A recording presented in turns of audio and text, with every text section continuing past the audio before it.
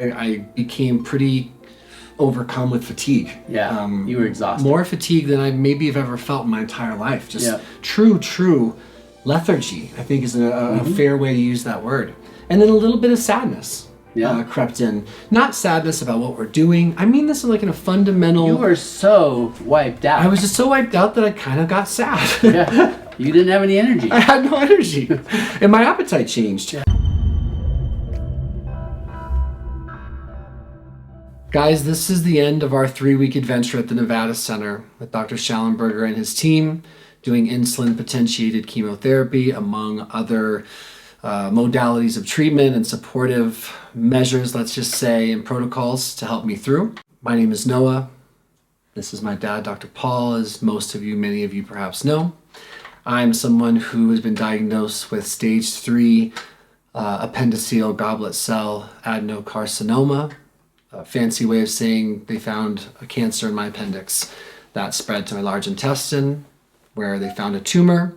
We removed that tumor via a hemicolectomy, and then we went on a journey of figuring out how I was going to best attack or treat or pursue wellness as far as what we'll do about the cancer. We went with IPT, we've been here for 3 weeks, and so in this video, we're gonna just chat about, the last 3 weeks. And if you want more detail on any specific day, the catalog of videos before this one will give you adequate detail. So you have put together a journey. Yeah. Yeah. When we first got your diagnosis, we knew nothing. Yeah. I mean, I'm a retired pediatrician. My role here is as dad, really.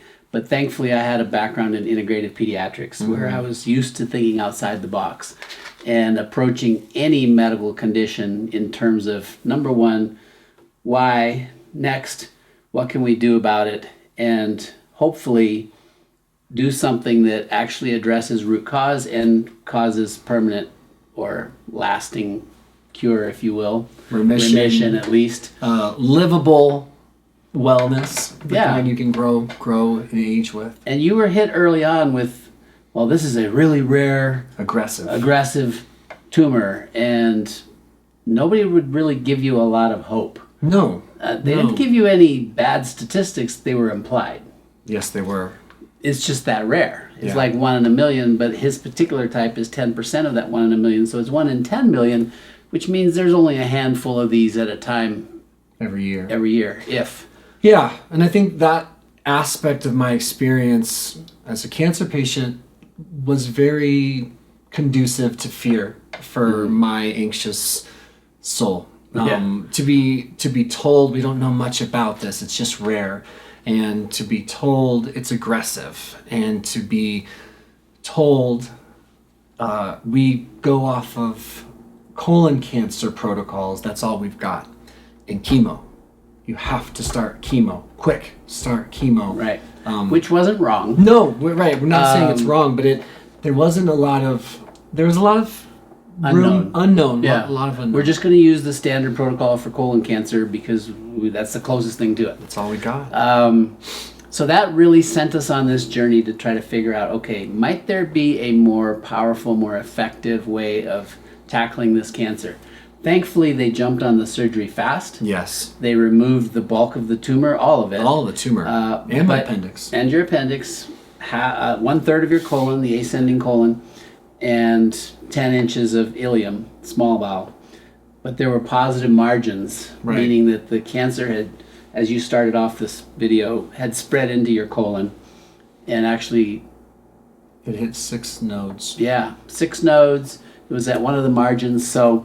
They didn't get it all. They couldn't get it all, which meant I needed to decide what I wanted to do about that. And that's why we spent the last 3 weeks doing insulin-potentiated chemotherapy.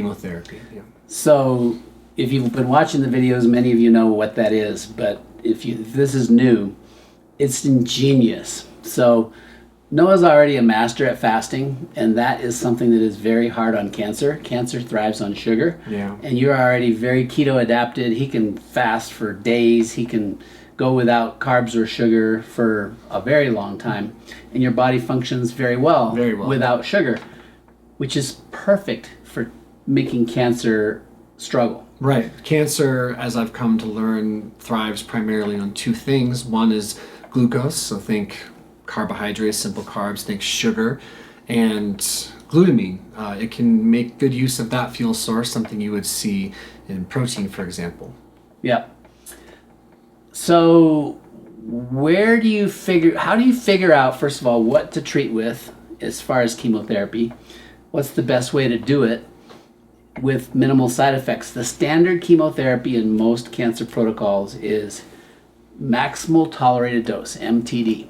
And this is worked out by the Cancer Society, and I'm botching the exact name. Like I said, I'm just a retired pediatrician. But you can go look these protocols up, and they will generally hit you with the maximum tolerated dose once every 3 weeks, and you are wiped out. Yeah. Knock your white cells out. A lot of people lose their hair. That any rapidly dividing cells are the ones that are going to be hit the hardest. Cancer is very rapidly dividing, so that's good. You're targeting cancer, but you're also wiping out the intestinal tract, your hair follicles, and your immune system, your white blood cells, red blood cells, platelets, everything coming out of your bone marrow. And that's what makes standard chemotherapy at times a little more dangerous. We've had friends who've died of sepsis. You get your immune system wiped out, and then you can't fight an infection.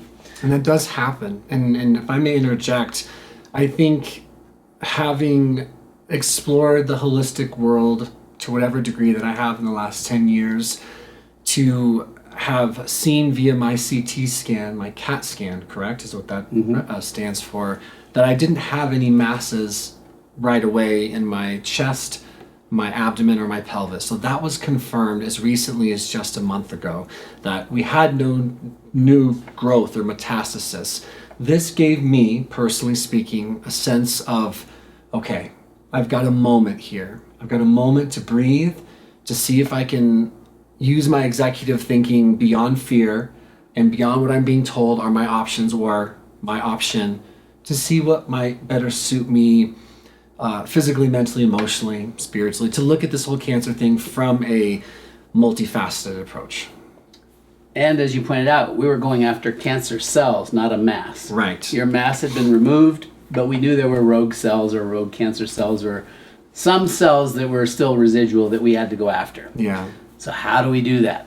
We were fortunate enough to have been introduced to a test called RGCC, which you'll do a full episode on, I'm sure.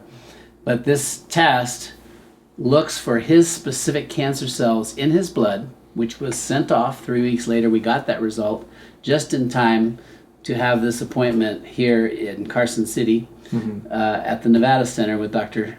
Schallenberger. And he's able to go, okay, one of the actual agents they were going to use for colon cancer is one of the best agents for your cancer. Oxyplatin, I believe.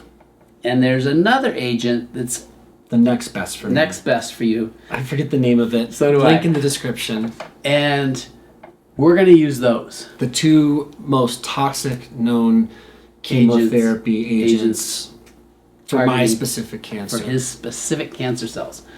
The other nice thing about this RGCC test is that they do a tumor cell count. Right. And that is a marker of where he's at in his journey with this cancer. And his tumor cell count, I think, came back at like 2.4 or something like that. Either 2.4 or 2.6. And that wasn't terrible. Actually, we've had 3 doctors who understand this test all go, yeah, that's not bad. We want it a little lower, but it's not bad. He already had some standard markers, the CEA and another one, that were relatively normal. Confusing. So in cancer, you want to have markers that you can follow so that you can know, is what you're doing working? Right. Because sometimes, those of you watching who've maybe had a cancer journey, you may know, you do the chemotherapy or you do the prescribed program and your markers go the wrong direction. Right. Then it's, okay, scramble, we got to do something different. And we may still have to do that, but I doubt it. Yeah, to be clear, we're sharing my experience, our thought process, how it's unfolding, not what we think others should do. and with as much humility as we can muster, not to suggest that we know everything. This is just what makes sense to us, to me, and I'm becoming a huge advocate of respecting the cancer patient's process. Respect the cancer patient's journey and what they think they should do for them, because if my life experience has taught me anything, certainly I know yours has from a professional and personal standpoint, there is no one certain way for everyone to go. And being respectful of people's right to look and explore and choose treatment options and paths of wellness that are unique or meaningful to them really, really matters. Because ultimately, me as the cancer patient, if I was so afraid of traditional chemo to the point that I was going to be bringing that fear into the health side effect angle of chemo, even if it was pretty likely I'd survive it, if I was going to bring that into my treatment, that wouldn't have been a good thing for me, right? So if IPT, insulin potentiated chemotherapy, plus these other things that we're doing that I've documented on our channel, if that was going to give me the confidence and make sense to me to go in with the right attitude and mindset, I think that's a huge and important thing to respect internally. Because I know for some, and I'll stop my rant here, I've read and I've met cancer patients who didn't even know that they had options, who were scared, overwhelmed, but they were simply told, this is what you have to do or you're probably going to die. And that's not entirely true. And they didn't even know they had a chance to explore something else. So I just want to keep encouraging us to let patients have a chance to process what's available to them. Yeah. And in that journey, honestly, it's about being comfortable with your journey. Yes. Figuring out what are your markers that you can follow. What are the other things you can do to support your destruction of the cancer, if you will, right? I mean, because cancers are very prone to destruction with certain diets. We lean more towards the keto, low glucose, starve the cancer that way, but there are some people who do high nutrient diets that are very vegetarian with lots of fruits and vegetables and juicing and boost the immune system that way.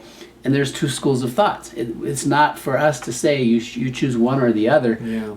We're just very comfortable with the difficulty it puts on the cancer cells when you are fasted or highly ketotic.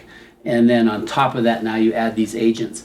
So to this specific 3 weeks, which is, we're halfway through the video and we haven't even started talking about That's it. what editing. We were leaving the center going, this was the most incredible 3 weeks I think we've ever had. Yeah, it was nothing powerful. really went wrong. No. It was, even when something conceivably could have gone wrong, and we talked about the one time where one of the agents, we had a snowstorm. I mean, we're here in the mountains in Nevada near Lake Tahoe, and one of the agents didn't make it to the center in time for you to have that. Describe what you were feeling like. Well, let's pause on that for 2 seconds. Sure. But let's quickly recap week 1, and Okay. then we'll get to week 2. Week 1, I think we both came in here with a really good, motivated, excited attitude. And we met the team, and we got through our first week of treatments, our first week of getting to know the people that were going to be with us throughout this whole thing. And I think it set a tone, much like you just described, for the Nevada Center, for us, of healing. It set the tone of support.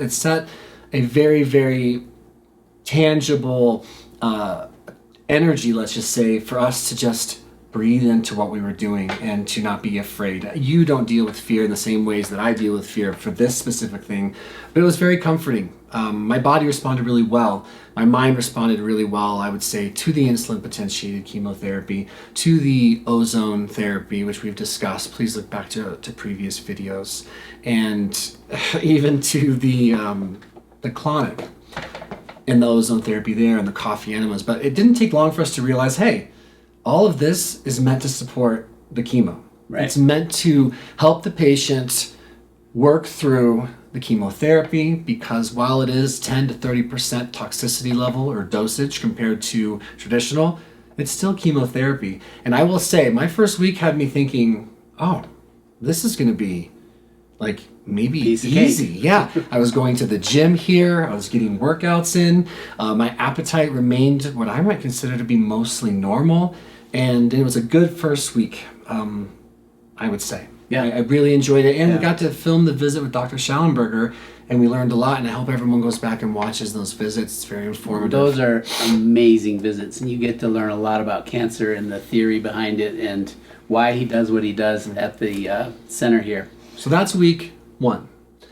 Week 2, I started to physically and mentally feel the treatments, which I have to admit, I was a little surprised by. I became pretty overcome with fatigue. Yeah, you were exhausted. More fatigue than I maybe have ever felt in my entire life. Just Yeah. true lethargy, I think is a fair way to use that word.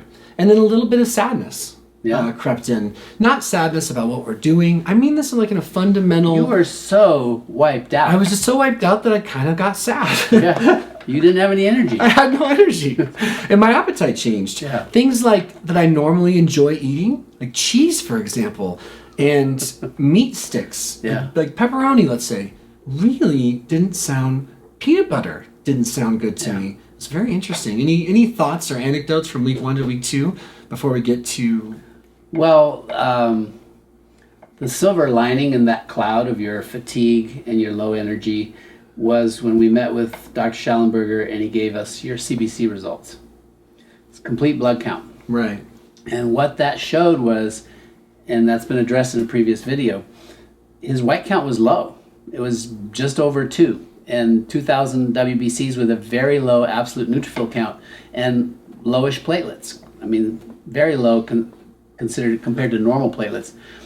Not as low as you would have gotten with standard chemo. Sure. They weren't dangerously low, but they were low. And what did we think? Instead of being, oh, bummer, your white counts are low, we're going, yes! The chemo's working.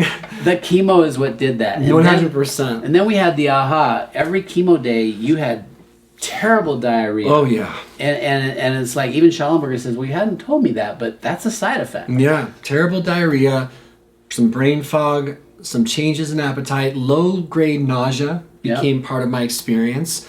But they did a lot of stuff between all of this, like chelation and vitamins and ozone and And the colonics. the colonics. To remove the toxins of the chemo and get some of the toxicity down, which was ingenious. It's ingenious, and it's something that I think, or at least I wonder, if every cancer patient, regardless of the route they take, whether it's no chemotherapy, we've met them. And we've met people that have found success. Stage 3 cancer patients just doing here, locally, at the clinic, doing supportive treatments. Whether you're doing chemo, IPT, which is the one I did, or none, I think knowing about these supportive immunological, I guess you would say, measures such as the colonic to clean out your intestinal tract, to add probiotics to it, to help you detox, to support your immune system. They're still worth understanding and getting to knowing. It's not heresy. It's not wild nomadic stuff. It's pretty standard, well understood science for supporting the immune system. Dr. Schallenberger is an expert and teaches conferences around the country on ozone. Right. And at this center, they ozonate your blood. Yes. They do... They ozonate your vitamin C. Ozonate the vitamin C. Ozonate the steam in the air for the sauna. There you go. They ozonate the water in your colon, although I only did one session of that. Multiple ways of getting ozone into the body. You can do rectal ozone to get treatment to the liver. Ingenious. Yeah. He has not had ever, and he's been doing this for a very long time, a single patient get a serious infection, even patients with extraordinarily low white counts. And he attributes that to all the complementary care that boosts the immune system, the ozone, the vitamin C, the detox, the probiotics, the antibiotics. And then he does do antibiotics after and your supplements. treatments. And supplements. Yeah, he's doing supplement. I didn't even say that, but this whole experience, there are copious amounts of supplements to just help support the patient, and it's great. It's very empowering. And what else does he teach? And he's been teaching me since I got here: mindset, attitude, energy, fear, mindfulness, anxiety reduction. This is a classically trained, a Western doctor, MD trained, who then went on to get additional certifications. Holistic training. He's also a classically trained homeopath, and it's an incredible holistic approach. Right, and it just made sense for me. So we got through that second week, but I felt much, much worse. Then at the very end of the second week, and we documented this, a snowstorm came, going back to what you said, and one of my agents, the secondary agent, luckily the oxyplatin, which from my understanding is the most aggressive, but my secondary, next most aggressive agent didn't make it.